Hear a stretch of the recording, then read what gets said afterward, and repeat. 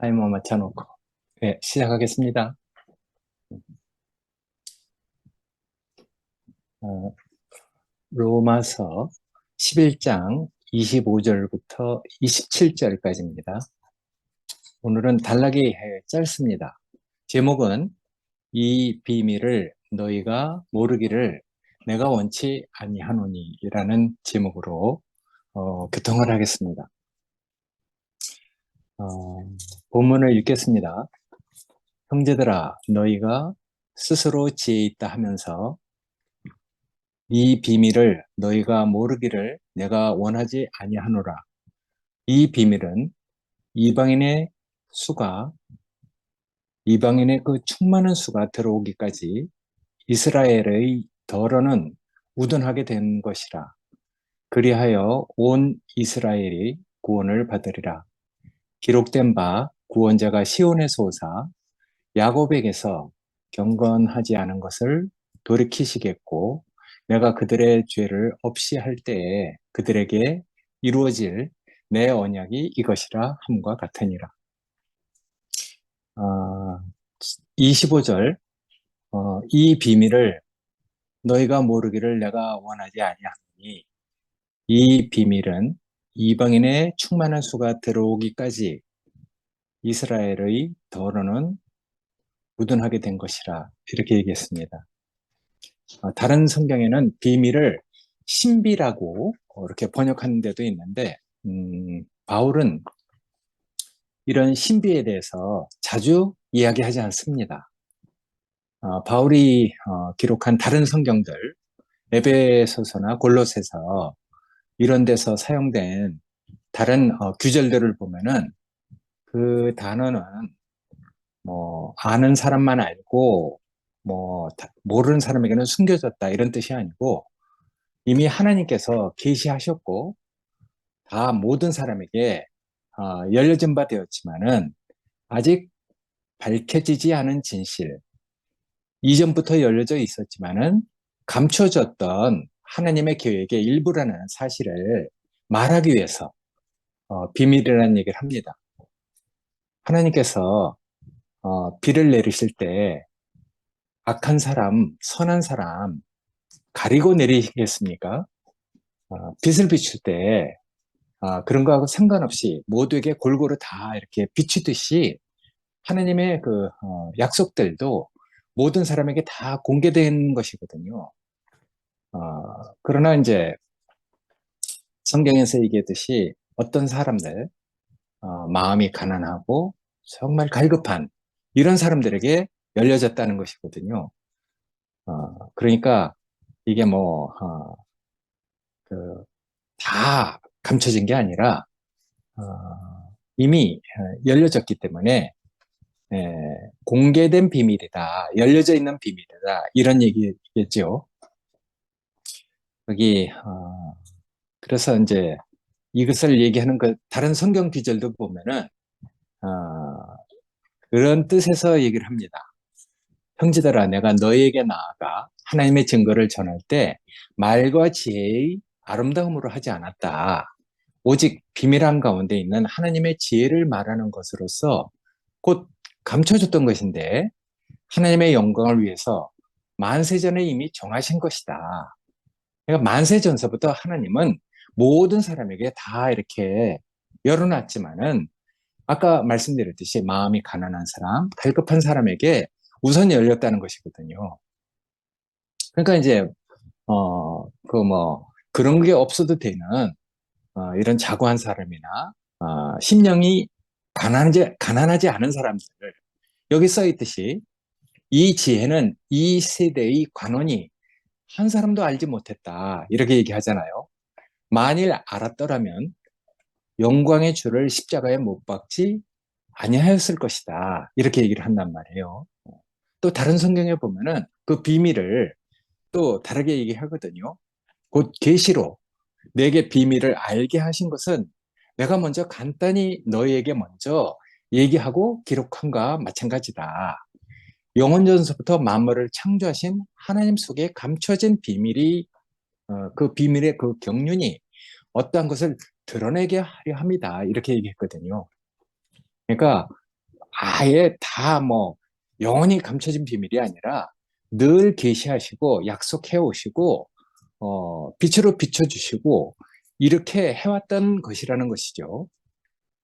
그래서 이거는 모든 사람에게 다 열려져 있는 것이다 이런 뜻에서 얘기를 합니다. 그 그런데 왜 비밀이라고 했는가? 이스라엘에게 어떤 일이 일어났기 때문에 이런 일을 이제 비밀한 일이라고 얘기하는 것이거든요. 여기 먼저 우리가 얘기했듯이 11장 7절에 그렇게 얘기해요. 이스라엘이 구하는 그것을 얻지 못하고 오직 택하심을 입은 자가 얻었고 그 나머지들은 우둔해졌다 이렇게 얘기하거든요. 기록된 바 하나님이 오늘까지 그들에게 혼미한 심령과 보지 못할 눈과 듣지 못할 귀를 주셨다 함과 같으니라 이렇게 얘기했습니다. 그러니까 하나님께서 모든 사람을 구원할 구원자를 보냈는데 이스라엘이 그걸 거절했잖아요. 자신들이 원하는 그런 구원자가 아니라고 생각했기 때문에 그를 거절했단 말이에요. 건축자의 버린 돌이 됐죠. 시온에 거치는 돌이 되고 그랬기 때문에 그분은 받아들여지지 못하고 결국 십자가에서 못 박혀 돌아가셨잖아요. 그러니까 이제 어, 모두가 다 그랬다면은 이게 참 큰일 날 문제인데 그 중에서 이제 제자들 바울 뭐 또 몇몇 그리고 그 따르는 여인들 어떤 사람들에게는 그분이 다르게 비쳤단 말이에요. 근데 대다수의 이스라엘 사람들은 걸려서 넘어졌거든요. 왜냐? 왜 걸려서 넘어졌냐면은 여기 써 있듯이 우둔해졌기 때문에 심령이 혼미하고 보지 못할 눈과 귀를 그렇게 이제 갖게 됐기 때문에 그들이 걸려서 넘어진 것이거든요. 근데 그분을 주님으로 받아들인 사람은 심령이 다른 것이죠. 눈과 귀가 열려 있기 때문에 그분을 주님을 알고 따르는 사람들이 됐잖아요. 그래서 이 일에 대해서 비밀이라고 얘기합니다. 많은 사람들이 그것을 받아들이지 못했기 때문에 일부 극히 작은 사람만 그것을 받아들여졌기 때문에 그런 뜻에서 이제 이게 비밀이라고 얘기하는 것이거든요. 그래서 이 일은 하나님께서 회개하고 믿도록 주어진 그 기회를 받아들여지지 못했기 때문에 일어나는 일이라 이 말이거든요. 그래서 받아들여지지 못한 그런 사람들은 이제 우둔하게 됐다. 이렇게 얘기하는 것이거든요. 뭔가가 가려졌다, 둔해졌다 이런 뜻이죠. 그래서 우둔함에 따르는 결과 대다수의 사람들이 구원자로 받아들여지지 못하고 뭐 버려진 나머지가 된 그 결과 그 결과는 어떻게 됐겠어요? 정신을 차려서 하나님이 오래 인내하심 참고 기다려 주시는 것을 깨닫고 회개를 하든지 아니면 이제 뒤따를 그 심판에 더 완벽하게 뭐 이렇게 들어맞든지 둘 중에 하나거든요. 그래서 바울은 9장에 시작할 때부터 아브라함의 그 자손에는 두 범주가 존재한다 이렇게 얘기를 했습니다. 그리고 현실의 그 이스라엘 내부에서도 두 범주가 존재한다는 사실을 분명하게 얘기를 했거든요. 우리가 9장 그 첫 번째 시작할 때 그렇게 얘기를 했단 말이에요. 이스라엘에게서 난 그들이 다 이스라엘이 아니다. 또한 아브라함의 씨가 다 그의 자녀가 아니라 오직 이삭으로부터 난 자라야 내 씨라 칭함을 얻을 것이다. 이렇게 얘기했잖아요. 곧 육신의 자녀가 하나님의 자녀가 아니고 오직 약속의 자녀가 씨로 여김을 받느니라 이렇게 얘기했어요. 그러니까 하나님께서 아브라함에게 약속하신 그의 후손 그건 이삭으로 말미암은 이삭이라는 씨로 말미암은 그 약속의 자녀들, 그 자녀들만 하나님의 약속 안에 들어갈 수 있는 것이잖아요. 그러니까 그 씨로 말미암지 않은 이스마엘이나 엘리에셀 이런 사람들은 결국 하나님의 약속 안에 들어오지 못하는 그런 서글픈 상황이 된 것이죠. 그래서 이스라엘의 그 한 부분은 이제 은혜로 택하심을 따라서 남은 자로 이렇게 구성이 되지만은 대다수를 차지하는 육체를 따른 이스라엘, 그러니까 육신을 따른 이스라엘, 예, 다른 한 부분, 대다수를 차지하는 그 사람들은 나머지가 된 것이거든요. 레스트가 된 것이죠. 그 사람들은 이제 여기 얘기한 대로 우둔하게 되었다. 심령이 혼미하고 눈은 보지 못하고 귀는 듣지 못할 귀를 갖게 됐다 이 말이거든요. 야, 그러니까 자기를 위해서 사는 데는 눈이 밝아요. 눈, 귀도 다 이렇게 막 예민하거든요. 근데 하나님 나라의 일에 대해서는 심령이 혼미하게 된 것이죠. 하나님 나라에 대해서는 눈과 귀가 이렇게 멀었으니까 그 일에 대해서는 깜깜하다는 얘기거든요. 그래서 25절에는 그 우둔하게 됨이 얼마나 오래될지 그거를 또 얘기하고 있습니다. 이 우둔케 됨은 이방인 선교가 진행되는 동안 하나님께서는 그 심판을 지연시키면서 이방인의 그 충만한 수가 들어오면은 그 우둔함이 이제 완결될 것이다 이런 얘기를 하고 있거든요. 그러니까 이방인의 수가 얼마나 차야 되는가 그런 것에 대해서는 바울이 아마 그렇게 생각했던 것 같아요. 앞서 그렇게 한번 얘기를 했는데 지금처럼 모든 곳에 모든 이방인이 그 복음을 다 믿을 거라고 생각하지는 않았어요. 이스라엘도 그렇지만 이방인에게 그 복음을 전해도 모든 사람이 다 그것을 받아들여질 것으로 믿지는 않았거든요. 그래서 바울은 그런 현상을 보면서 이방인의 그 충만한 수는 하나님 마음속에 어떤 완결의 그 양식이 존재할 것이라고 이렇게 믿게 됐어요. 그러니까 자기가 다 모르니. 그렇지만 하나님은 이방인의 그 충만한 수가 이렇게 그 들어올 때까지 이스라엘은 계속해서 우단하게 될 것이다. 이렇게 얘기를 한 것이거든요. 그러니까 이런 일이 일어날 때까지 마지막 심판은 지연될 것이다. 여전히 아주 예수에 대해서, 우리의 구원자에 대해서, 또 하나님에 대해서 무례한 사람들은 우둔하게 된 그런 상태로 남겨질 것이고, 또 육체를 따라가고 그런 지배를 받는 그 우둔한 자를 따라가는 그런 사람들은 정신을 차려서 회개하지 않는다면 결국 아까 말씀드렸듯이 다가올 심판, 거기에 딱 들어맞는 결국 그런 심판으로 이어질 것이라고 이미 2장에서 얘기한 바가 있거든요.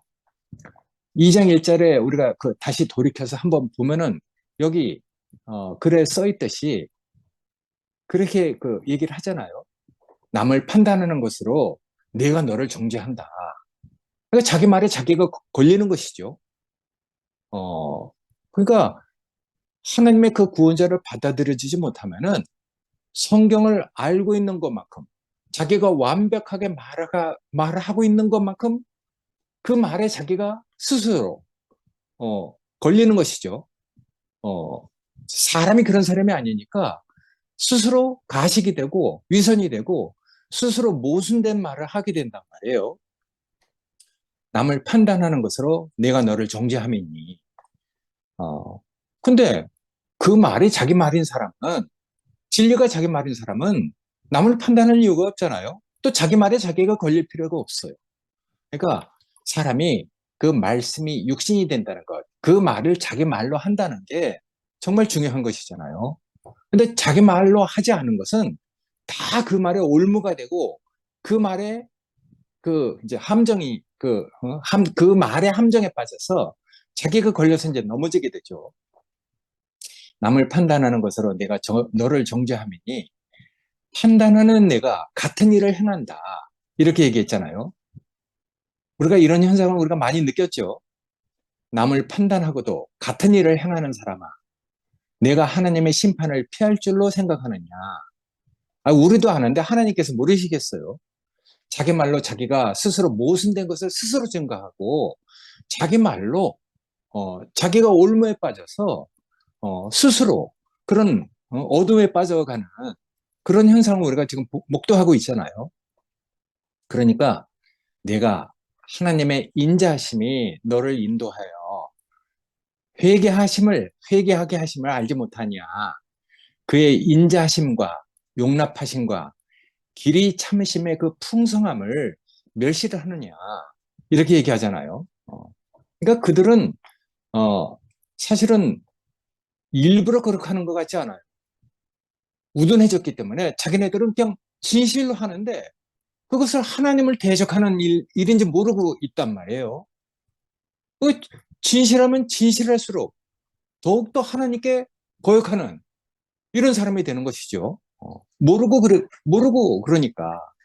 알고 그러겠습니까? 모르고 하는데 정직하면 정직할수록, 진실하면 진실할수록 더 하나님을 거역하는 이런 길로 가니까 이건 정말 어떻게 해결할 길이 없는 것이죠. 그러니까 고집과 회개하지 않는 마음. 본인들은 진실한 거죠. 근데 하나님 편에서 보면은 고집 부리고 있고 회개하지 않는 그런 상태란 말이에요. 그러니까 이제 스스로 매를 버는 거죠.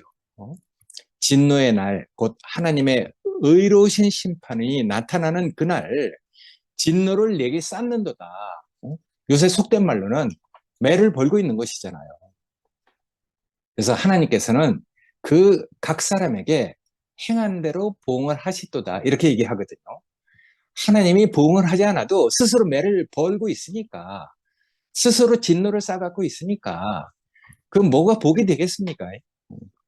그래서 참고 선을 행하며 영광과 존귀와 썩지 아니함을 구하는 자에게는 영생으로 위로하시고 보응하시고, 진리를 쫓지 않고 불의를 쫓는 자에게는 노와 분으로 하시리라. 이렇게 얘기하고 있거든요. 그러니까 정말 그 뭐야 어떤 길로 가느냐가 정말 중요한 것 같아요. 처음 시작은 뭐 이렇게 비슷한 것 같은데도 끝에 가면은 그 결과가 엄청나게 달라지니까. 그래서 이제 안타까운 마음을 가지고 바울은 늘 이렇게 권고를 하고 있거든요. 그 다음에 11장 26절인데 여기 보면은 그리하여 온 이스라엘이 구원을 받으리라 이렇게 얘기를 했습니다. 그러니까 그리하여라는 그 말 뜻을 깊게 알지 못하면은 이제 이 말에 함정에 걸려서 많은 일들이 벌어지거든요. 이 말은 속된 말로 말도 많고 탈도 많은 말입니다. 후대에 신학적으로 엄청난 센세이션, 문제를 일으키거든요. 여기 워드는 다르게 적어놨으니까 시간 되면 한번 읽어보시면 되고, 그러니까 신학적인 입장뿐만 아니라 뭐 갑작스레 뭐 어떤 이만 계시들 소망이 없는 세상을 살면서 뭐 하여튼 종교적으로 신학적으로 종말에 관한 기급 비전들 많은 문제들이 이 문장을 토대로 일어났다고 해도 과언이 아닙니다. 2000년 동안 사람들이 기대하던 성경의 그 예언들 얼마나 많은 문제를 일으켰습니까? 깊이 있게 신앙생활을 해온 분들은 한 번쯤 들어봤을 만한 어떤 말들이 이 말을 통해서 이제 생겨난 문제들이거든요. 그 내용을 한번 대충만 살펴봐도 온 이스라엘이 구원을 받으리라 이 말을 하면은 그럼 온 이스라엘은 누구겠는가? 그 시대의 유대인만 말하는가? 아니면 역사가 흘러서 모든 유대인을 말하는가? 또 구원을 받으리라고 했는데 그 구원은 언제 받는 것인가? 또 구원은 언제 일어나는가? 말세에 일어나는 것인가? 그럼 그때까지 그 살아있는 사람들은 어? 모든 사람이 그리스도를 믿는 믿음으로 이렇게 회개하는 주님께 돌아오는 엄청난 일이 생긴다는 말인가? 그러니까 이 말이 가지고 있는 그 함축적인 의미를 종교적으로 생각하면은요, 엄청나게 이게 복잡해지는 문제입니다. 그래서 어? 온 이스라엘이 구원을 받는다고 하는데, 그럼 어떤 방식으로 온 이스라엘이 구원을 받는가? 그리스도를 믿는 믿음과 무관하게 그럼 유대인이라면 모두가 다 구원을 받는가? 이런 문제도 생길 수도 있고 별 문제가 다 생기거든요. 그리고 또 우리가 이제 역사를 이렇게 보면서 20세기에 그 유대인들이 이스라엘 땅으로 다시 돌아왔잖아요. 그럼 그런 사건과 이런 문제는 어떻게 연결지어지는가? 그리고 또 이제 많은 사람들이 좀 그릇된 그 믿음을 가지고 있지만은 믿는 사람들은 어느 날 천국으로 교회가 휴거가 된다고 하잖아요.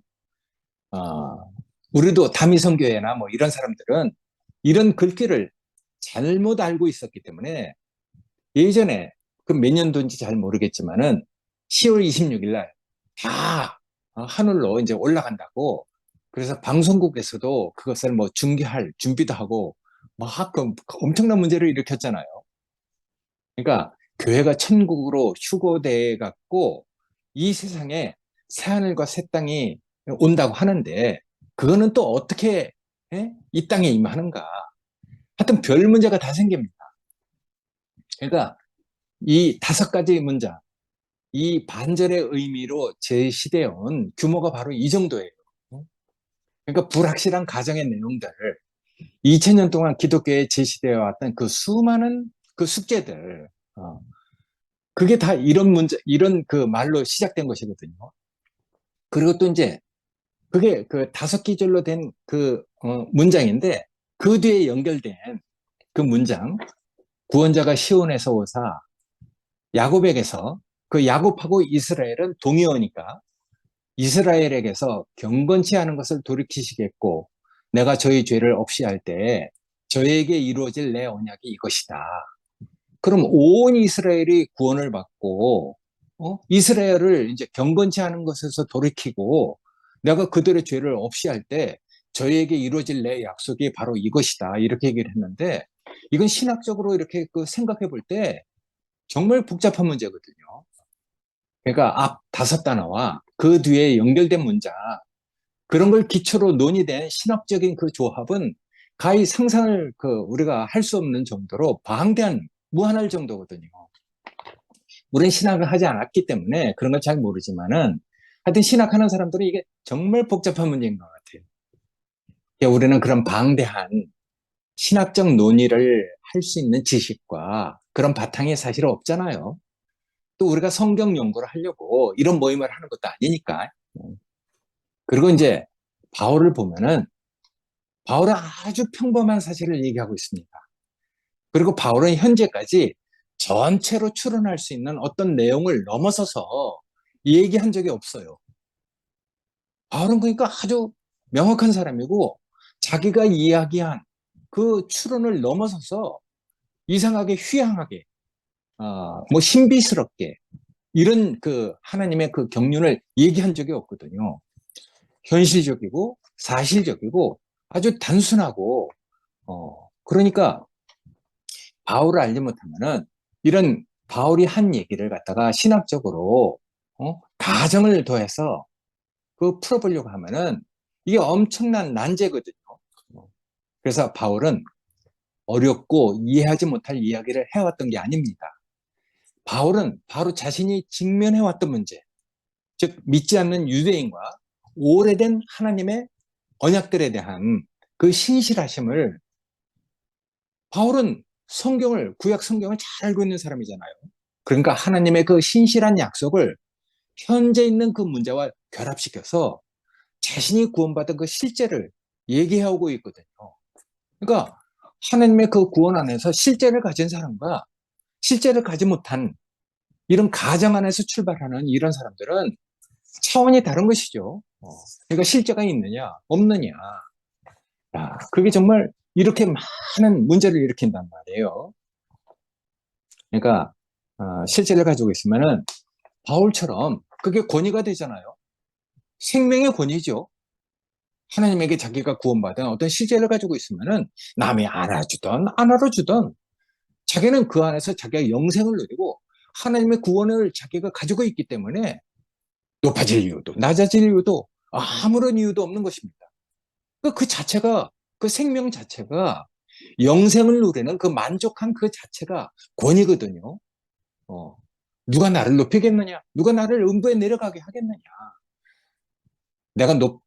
남이 나를 높인들 내가 높아지겠느냐? 남이 나를 끌어내린들 내가 끌어내려지겠느냐? 그 자기는 요동하지 않는다는 것이거든요.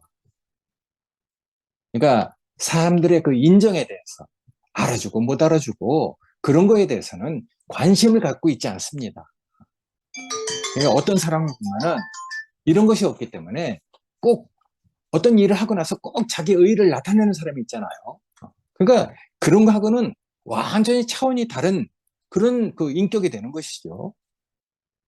그러니까 그 안에 하나님의 그 구원 안에 있으면은 그 안에 위로와 보상과 축복과 영생을 누리는 것과 얼마나 많은 항목이 우리를 복되게 하고 있습니까?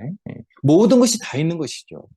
성경에서 사람에게 언약하고 약속하신 하나님의 위로와 만족이 그 안에 다 있는 것이거든요. 그리고 우리가 그런 것을 맛보고 있다는 것이 정말 놀랍잖아요. 그러니까 여기 보면은 이제 바울은 그래서 구체적인 얘기를 합니다. 27절에 인용된 성경의 그 근간은 바울은 구약에 대해서 아주 능통한 사람이니까 이사야 59장 20절에 있는 그리고 또 21절에 있는 그 이야기를 끌어다가 얘기하고 있는 것이거든요. 그 이제 그 바탕을 보면 그렇게 그 얘기하는 거죠. 아, 이사야를 인용해서 지금 현재 이스라엘의 상태를 얘기하고 있단 말이에요. 근데 이사야를 인용한 그 상태를 보면은 이스라엘은 그렇잖아요. 음, 이사야라는 성경으로 이렇게 딱 이제 그걸 확대해 보면은 이스라엘은 지속되는 죄, 하나님을 섬기지 않고 우상을 섬기고 자꾸만 아까 얘기했듯이 어? 저주와 그 분노를 쌓아가는 이런 상태에 있단 말이에요. 그러니까 지속되는 죄에 대한 탄식으로 이사야가 이야기를 하고 있는 것이거든요. 근데 그 다음에 이어지는 그 내용들 이제 하나님 야훼 자신이 개입하셔서 공의로 갑옷을 입고 구원을 여호와 자기 머리에 스스로 딱 그 구원의 그 투구로 그 삼으셔서 야훼는 이제 믿지 않고 우상을 섬기는 이런 빗나가는 그런 사람들에게 끔찍한 심판을 내립니다. 그리고 이제 그 결과는 서쪽에서부터 저 동쪽까지 지상의 그 열방들이 하나님 하시는 일, 야훼가 하시는 일을 보고 두려워하게 될 것이라는 얘기를 하고 있거든요. 그런 맥락과 그런 바탕 속에서 구속자가 시온에 대신하여 임할 것이다.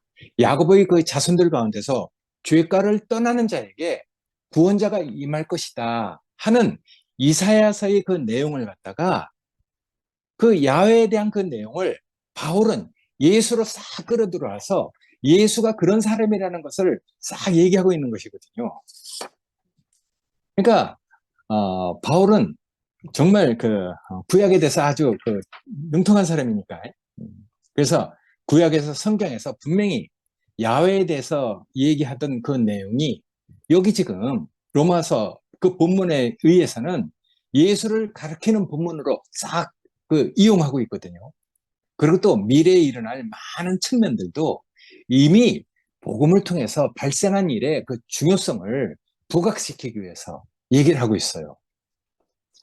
여기 보면은 59장의 그 문맥에 보면은 그들이 이제 우상을 섬기고 계속 분노를 쌓아갔기 때문에 결국 유배를 당하잖아요.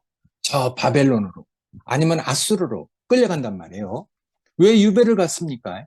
우상을 섬기고 하나님이 그 말씀을 따르지 않고 율법을 지키지 않았기 때문에 그들은 유배를 당한 것이거든요. 근데 그 심판의 때가 딱 끝나면 하나님께서 이제 그들을 다시 되찾아 오신단 말이에요. 그래서 그들은 이제 되찾아오고 다시 돌아온 사람들은 새로운 심령으로 우상을 섬기지 않고 정말 빗나가지 않은 새로운 심령으로 새로운 구성체가 되는 것이죠. 그런 걸 갖다가 이제 남은 자라고 하잖아요. 음, 그래서 바알에게 무릎 꿇지 않은 자, 남은 자, 이런 사람들로 얘기를 하고 있단 말이에요. 그래서 그런 사람들을 하나님을 받을 그릇으로, 하나님을 담을 그릇으로 새롭게 이렇게 구성될 때 하나님은 또 새로운 언약을 세우신다, 이런 말씀을 하시는 것이거든요. 그러니까 유배 후에 새롭게 갱신된 바꿔진 하나님의 언약을 보면은 그들에게 이루어질 내 언약이 이것이다 하고 얘기를 하고 있어요. 근데 이사야 그 27장 그 9절에 있는 하나님의 언약의 그 내용을 하나님께서 이스라엘의 죄를 제거할 것이다 하는 예레미야 그 말로 매끄럽게 이렇게 다 연결시킨단 말이에요. 그러니까 바울 속에는 어떤 그림이 있는 거죠. 바울 속에는 구약의 이사야서와 예레미야서가 자기 안에서 이렇게 다 겹쳐져서 지금 이스라엘에게 그 하나님이 하실 일을 자기는 이렇게 다 그려내고 있는 것이거든요. 그러니까 유배에서 이렇게 벗어난 후에 새롭게 이렇게 그 구성된 남은 자들, 내가 이스라엘의 그 집과 맺을 언약은 이러하니 하면서 예레미야에서 그렇게 얘기를 하잖아요. 이 말은 우리가 다 들어봤을 거예요.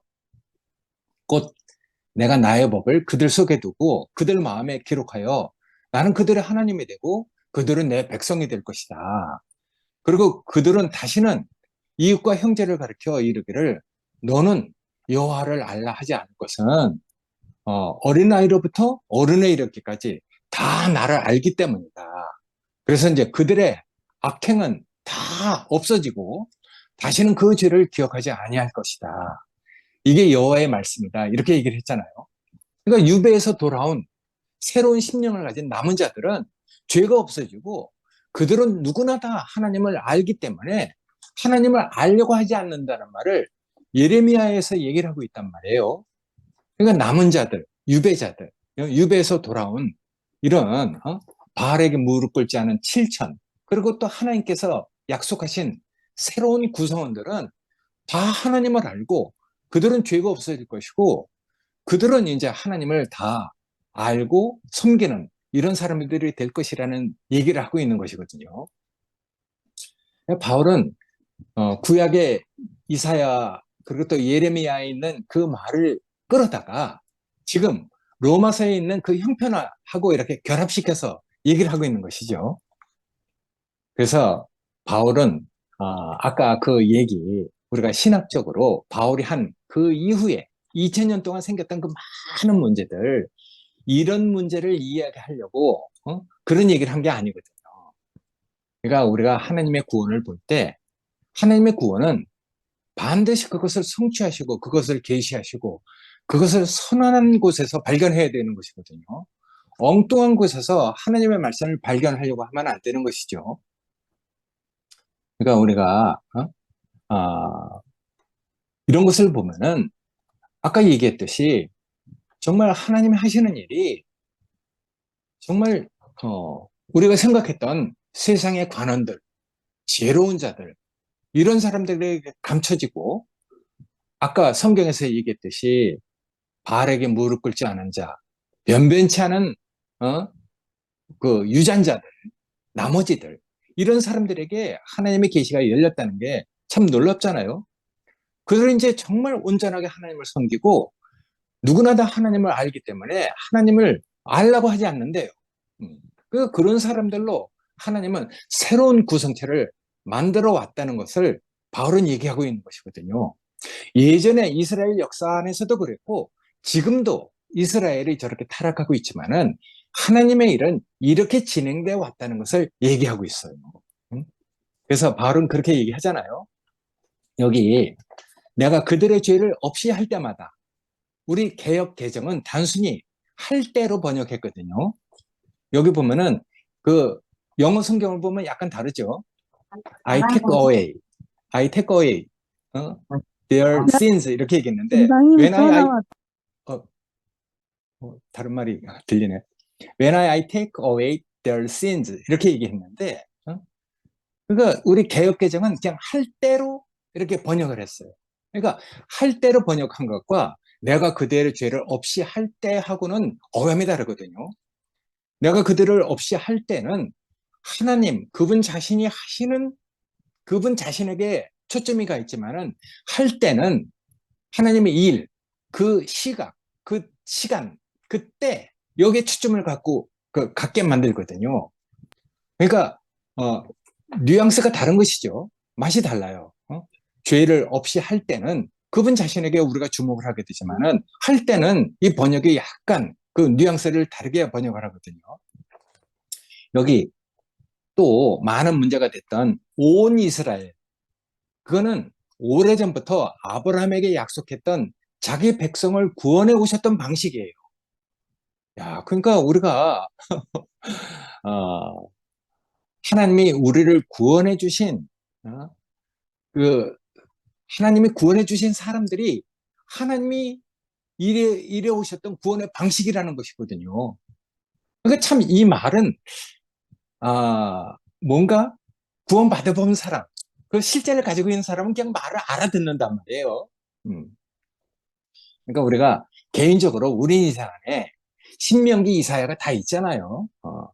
늘 그 안에서 하나님께서 우리에게 약속해 왔고 행하여 오신 우리 죄를 없이 할 때마다 우리는 하나님의 손에 이끌려서 온 우리의 그 구원의 역사가 있단 말이에요. 개인적으로 여기서 모임하고 있는 사람이 개인적으로 하나님께 대해서 창세기가 없는 사람이 어디 있겠어요? 출애굽기가 없는 사람이 어디 있겠어요? 신명기 이사야 다 있거든요. 그러니까 성경이 성경이 아니죠. 성경이 우리 자신을 응하려고 그렇게 하나님 하시는 일을 증거하고 있잖아요. 그러니까 우리 인생이 그 성경을 응하는 사람이 된 것이죠. 그러니까 이거는 자기 안에 그런 체험이 있어야지 이런 것이 이제 그 공감이 되고 느껴지고 이렇단 말이에요.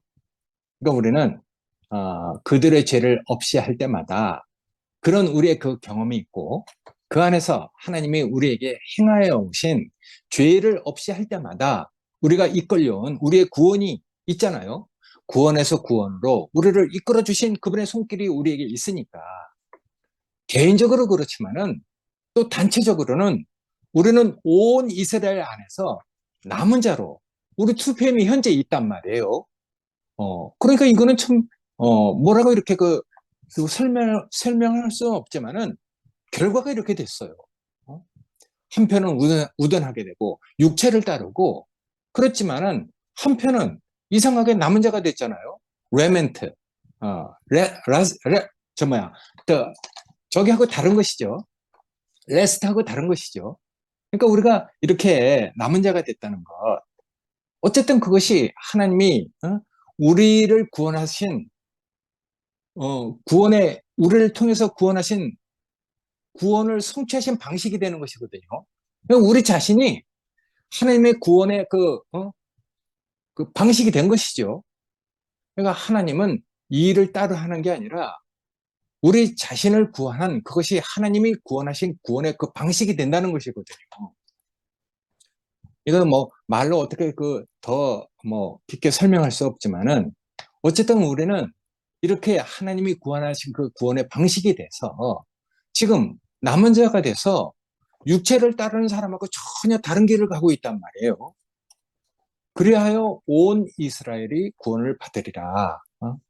이스라엘이 육체를 따라 우둔하게 된 그 기회를 통해서 우리가 하나님의 구원 안에 남은 자로 있는 것은 정말 복된 일이잖아요. 이 안에서 우리가 영생을 누리고 있단 말이에요. 그러니까 얼마나 하나님께 감사가 됩니까?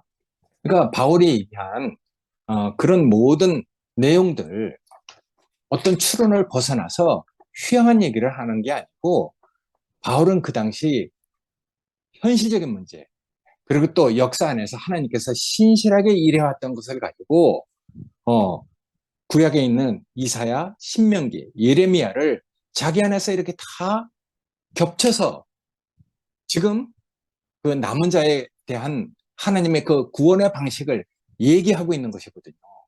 이거 참, 말이라는 게 참 놀라운 것 같아요.